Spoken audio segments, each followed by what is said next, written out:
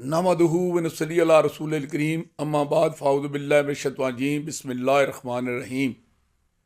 पसे पर्दा चैनल से आज इसे हालात हदरा का प्रोग्राम मरदन नामा समझें या मैं ये समझे कि मैं तारीख़ के औराक लुट रहा हूँ बियॉन्ड ऑफ द पास्ट। बहरहाल नई नस्ल को खसूसन और अपने ज़िला जेलम बिल खसूस तहसील प्रधान खान के लोगों को बिलअमूम मैं आज ऐसी बातें शेयर करना चाहता हूँ कि जो उन्हें अपने आप का एहतसाब करने और माजी को सामने रखकर हाल की बेइज्जतियों से आगे मुस्तकबिल के लाहेअमल की तरफ बढ़ने के लिए उनकी रहनुमाई करेगा। गाहे गाहे बाज खां इस किस्सा परीना रहा पंजाबी कहते ने कि सावी सर माइया दुखी हो वैसे गुजरी याद न कर माइया। लेकिन जूं जूं मैं अपने माजी की तरफ जाता हूं तो मेरा दर्द सबा होता है और मैं आज बजाय इसके कि खुद तजिया करूं कि सारी सूरत हाल इस तबाही और बर्बादी का जिम्मेदार कौन है, मैं इसका फैसला अपने नाजरीन पर छोड़ता हूं। मैं तुक्को करूंगा कि वो मेरी रहनुमाई करेंगे, मेरे चैनल को भी सब्सक्राइब करेंगे और इस पर अपने कमेंट्स देंगे और मुझे बताएंगे कि जो मैंने उनको तारीख बताने जा रहा हूं इसमें जो हमारे साथ हुआ है इसका कौन जिम्मेदार है। सबसे बदतर जो हमारा दौर है ना वो है ज़िया-उल हक मरहूम का। ज़िया-उल हक की आमद मार्शल्लाह वो लाए और वो सबसे ज़्यादा तबाहकुन जो है हमारे जेलम के लिए बिलखसूस तहसील प्रधान खान के लिए साबित हुआ। 5 जुलाई 1977 को उन्होंने मार्शल्लाह लगाया मुल्क में और उन्होंने मुल्क में मस्जिद शूरा की बुनियाद रखी। मस्जिद शूरा में हमारे इस मौजूदा ज़िला जेलम से राजा लहरा सब खान ऑफ दारापुर और चौधरी इल्ताफ़ हुसैन ये मुंतखब हुए। तो राजा लहरा सब खान को तो हमारे कोटे से बनाया गया था ना, तो क्या वो मस्जिद शूरा का ये शजरा देख के बनाए गए थे लोग? तो उन्होंने क्या वहां किरदार अदा किया और ज़िया-उल हक से हमारे लिए क्या कराया? और इससे आगे फिर हमारे साथ जो सबसे ज्यादा ज्यादती हुई हमारे साथ वो ये है कि जनरल इलेक्शन जब हुए ना 5 फरवरी 1985 को, यानी 5 जुलाई 1977 के बाद बलदियाती इलेक्शन आए 1979 में, चेयरमैन बने हमारे मलिक हबीब साहब चकवाल वाले कलर कार वाले। वो एक देनादार आदमी था, गली नाली की वो मदद कर सकता था, उसने की हमारी। लेकिन ज़िया-उल हक के दौर में भी सबसे ताकतवर एडवाइजर हमारी तहसील का फर्जैन राजा मुनव्वर अहमद था। आप कह सकते हैं कि उन्होंने किसी को नौकरी दिलवाई होगी, उन्होंने मेरे एक अजीज को भी डंडो सीमेंट फैक्ट्री में भर्ती कराया था। लेकिन क्या वो ज़िया-उल हक साहब से हमारी तहसील के लिए कुछ नहीं ले सकते थे? हमारे जिले के लिए कुछ नहीं ले सकते थे? कुछ नहीं किया उन्होंने। और आखिर जनरल इलेक्शन आए 5 फरवरी 1985 को। फिर तहसील पिंड दादर खान के फरजैन डंदोर थे राजा मोहम्मद अफसर खान, वो पिंड दादर खान के हल्के से MNA बने और हमारी तहसील का ही फरजंद वक्त का रहने वाला राजा मोहम्मद अफजल जेलम से MNA बने और जलालपुर के घराने से सैयद हसनात शाह MPA बने। आप अंदाजा लगाएं क्या ये पिंड दादर खान के 3 फरजंद कोई कमजोर लोग थे? लेकिन इन लोगों की मौजूदगी में इनका आना हमारे लिए कितना मनहूस साबित हुआ कि 25 फरवरी को ये इलेक्शन जीतते हैं और 1 जुलाई 1985 को जेलम के टुकड़े कर दिए जाते हैं। ब्रिगेडियर नजर हुसैन अवान ने हमारे साथ जो जुल्म किया, चलो जी अगर आपने चकवाल जिला बनाना चाहते हैं बनाएं, लेकिन हमारे पिंड दादर खान को क्यों तबाह बर्बाद किया?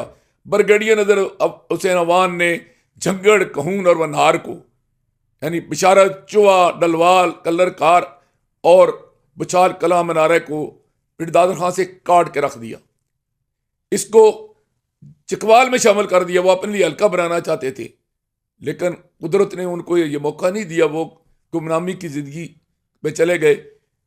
उनके जाती दोस्त थे गुलाम जिलानी गवर्नर पंजाब, तो उन्होंने क्या किया कि उनसे ये हमारे तहसील के टुकड़े करवा दिए। ज़िया-उल हक साहब की डेथ हुई 17 अगस्त 1988 को।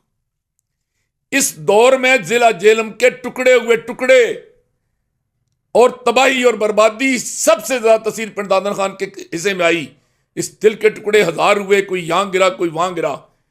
लोगों, अपने दोस्त और दुश्मन को पहचानो। मर जाने के बाद तारीख में रहम नहीं करती। मुर्ख जालिम होता है, वो हक़ाइक़ लिखता है। सिर्फ इस बात से किसी को नहीं माफ किया जा सकता कि उसकी डेथ हो गई है, उससे पूछा जा सकता है। अगर यह रवायत हो तो फिर तो यजीद को भी बरी करना पड़ेगा, फिर सिखों को भी बरी करना पड़ेगा, फिर अंग्रेजों को भी बरी करना पड़ेगा कि गुलाम बनाने वाले हिंदुस्तान को अंग्रेज मर चुके हैं। इस धरती में जुल्म करने वाले सिख दुनिया से जा चुके हैं। ये तो कोई जवाब नहीं है ना कि एक बंदा मर गया है तो फिर उसको जनाब, ये तो कहते हैं पंजाबी मोए दी पिठ से मक्खन लाने वाली गल है। नहीं, अपने भी खफा मुझसे बेगाने भी हैं नाखुश, मैं ज़हर हिलाल को कभी कह न सका कान। मुझे किसी की कोई परवाह नहीं है। जिन्होंने मेरे इलाके को बर्बाद किया, जिन्होंने मेरे अवाम को जलीलो खार किया, जिन्होंने मेरी तहसील के टुकड़े कर दिए, जिन्होंने मुझे प्यासा मारा, भूखा मारा, मुझे तबाह बर्बाद करके रख दिया, अगर वो दुनिया से चला गया है तो मैं तो वो अपना वो अंजाम भुगत रहा होगा, लेकिन मैं तारीख मुरख होने के नाते मैं उसको माफ करने के लिए कतन तैयार नहीं हूं।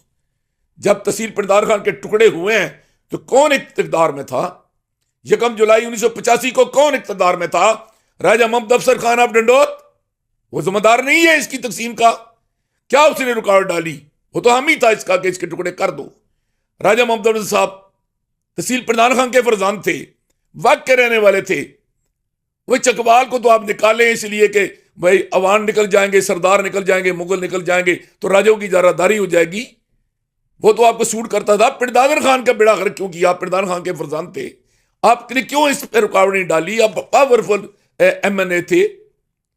उस वक्त जब झंगड़ जा रहा था, जब कहूं जा रहा था, जब बनहार जा रहा था, क्या यह हकीकत नहीं है कि कोयले की काने, पानी के चश्मे, जिस्म के जराम मादनियात, हमारी चरागाहें, कौन सी दौलत है जो हमारी वहां चली नहीं गई? फैक्ट्रियां यहां रह गई हैं, मटीरियल वहां चला गया है, माल मोशी इधर रह गया है, चरागाहें उधर चली गई हैं, प्यासे इधर रह गए हैं, चश्मे उधर चले गए हैं, भूख और नंग इधर रह गई है, दौलत उधर चली गई है। क्या झंगड़, कहूं और बनहार के बाद पिंडादर खान के पास रह क्या गया? भूख और नंग, तबाही और बर्बादी, प्यास, सेम और थोर। गरीबवाल सीमेंट फैक्ट्री ने, डंडोज सीमेंट फैक्ट्री ने, साल्ट माइन ने, और उसके अलावा ICI ने, उनके धुएं ने, उनके गर्दो गुबार ने, उनके माहौलियात पे तबाही ने, उन्हें हमारी जमीनों को बर्बाद किया। हमारा इलाका जो है वो दमे का मरीज हो गया, एलर्जी का मरीज हो गया, कैंसर के मरीज हो गए लोग। लेकिन उसका फायदा किसको हुआ? कि जो टैक्सेस थे वो चकवाल वाले ले रहे थे। जो वो फैक्ट्रियां नुकसान हमें दे रही थी, फायदा चकवाल को दे रही थी। ये कोई मैं तस्व की बात नहीं कर रहा। पहले भी अल्लाह भी कहते हैं दिल कुर्बा वल यताम वल मसाकीन व बैन सबील, पहला अपने अवल खैस बाद दरवेश। यह कहाँ लिखा है कि मेरा खून इतना निकाल लिया जाए कि मेरी मौत वाक़ हो जाए और मेरे हमसाए को जिंदा रखा जाए? हमें तबाह बर्बाद किया, मैं माफ करने के लिए नहीं तैयार। ये आने वाला मुर्ख भी माफ नहीं करेगा, ये कल रोज़े क़यामत अल्लाह मेरा भी माफ नहीं करेगा। राजा मोहम्मद अफसर खान, राजा मोहम्मद अफजल और सैयद असनात अहमद शाह और राजा मुनव्वर अहमद, ये 4 बंदे जो पिंडादर खान के फरजंद थे, इनकी मुआवनत से, इनकी साजिश से, इनकी नलायकी से, इनकी नाअहली से तहसील पिंडादर खान के टुकड़े कर दिए गए।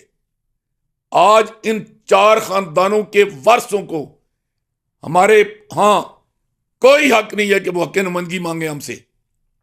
इन्होंने तबाही फैलाई हमारे ऊपर, इन्होंने बर्बादी की हमारी। और हमारी हालत यह है कि हमने क्या किया कि उस राजा मोहम्मद अफजल को जिसने पिंडादर खान के टुकड़े कर दिए, उसके उस बेटे को जिसने पिंडादर खान में कभी फतेह खानी पे नहीं गया, किसी शादी में नहीं गया, किसी खुशी गमी में नहीं गया, 2 दफा मैंने बना दिया।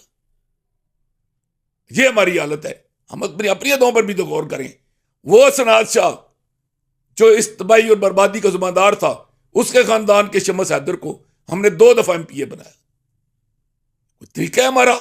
हम अपनी अदों पर क्यों नहीं गौर करते? हमारी तबाही बर्बादी का कौन जिम्मेदार है? उसका हम जिम्मेदार हैं। फिर ज़ियाउल हक 17 अगस्त 1988 को अपने अंजाम को पहुंचे।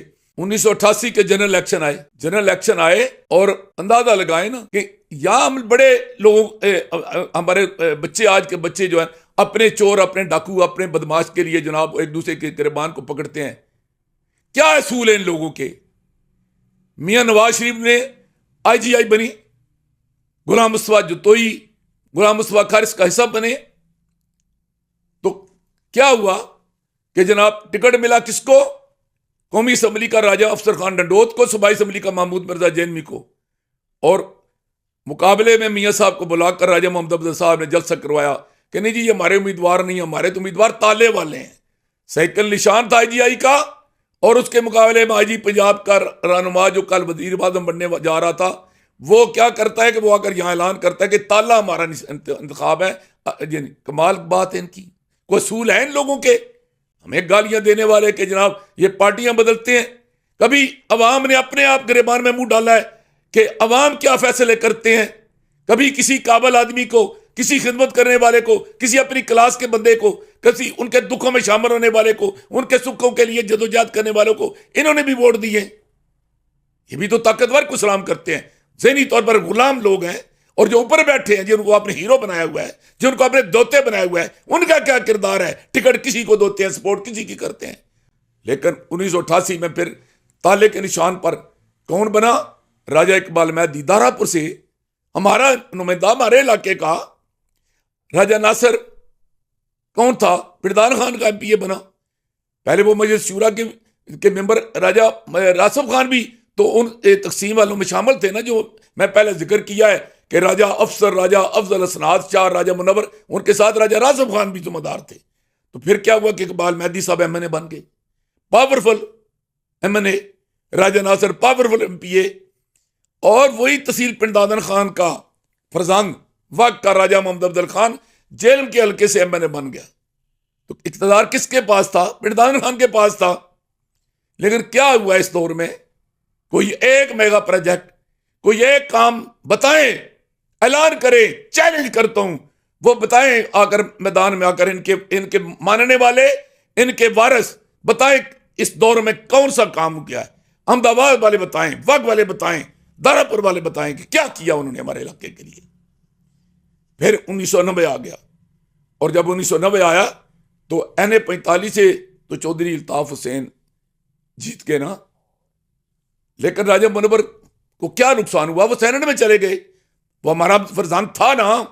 तो NA 46 से फिर कौन बना? नवाबजादा इकबाल मेहदी। और PP 22 से कौन बना? फिर राजा नासिर। तो फिर इक़्तिदार किसके पास आया? हमारे पास आया। तो आप 70 से लेकर 1990 तक की कहानी में आज आपको बता रहा हूं कि ज़िया-उल हक का दौर सबसे बदतरीन दौर था तहसील पिरदान खान के लिए। एक लिहाज से कि उस दौर में हमारे साथ जुल्म और ज्यादती हुई, हमारी तहसील के टुकड़े कर दिए गए, और दूसरी तरफ ये कि इस हमारे साथ जुल्म में कोई बेगाना नहीं था। वो फारसी में कहते हैं कि मेरे साथ जो भी किया अपनों ने किया, बेगानों नहीं किया। वही कि तीर खा के जो देखा कमीगाह की तरफ, अपने ही दोस्तों से मुलाकात हो गई और इस घर को आग लग गई। घर के इन चिरागों से, तो जिन चिरागों से इस घर को जलाया गया है, क्या आज फिर हम उनको रोशनी देने के लिए आज फिर तेल की जगह खून अपने जलाएंगे? नहीं। अगर पिरदादन खान वालों अपने माजी से सबक नहीं सीखोगे, जो कौमें अपने दोस्त और दुश्मन की पहचान नहीं करती, जो दोस्त और दुश्मन का फर्क नहीं करती, जो काबर और नलायक का फर्क नहीं करती, जो अच्छे और बुरे की तमीज नहीं करती, फिर उनका यही अंजाम होता है जो आज हमारा है कि आज सदियों से हम प्यासे लोग, आज क्या हुआ कि आज भी शहीदों गाजियों की माएँ और बहनें जिन्होंने इस मुल्क के लिए खून दिया है, उनकी माएँ और बहनें वहाँ से पानी पीती हैं जहाँ से दिन को कुत्ते और रात को सूअर पानी पीते हैं। अगर यही हालत रही तो मुझे तो ये हालत बदलती इसलिए नज़र नहीं आती कि ये कानून कुदरत के ख़िलाफ़ है कि अल्लाह ला युग़य्यिरु मा बिक़ौमिन हत्ता युग़य्यिरु मा बिअनफुसिहिम, कि खुदा ने आज तक किसी कौम की हालत नहीं बदली, ना हो जिसको आप अपनी हालत के बदलने का। चमन में मेरी तलख नवाई गवारा कर के कभी जहर भी करता है कारे तेरा। शुक्रिया।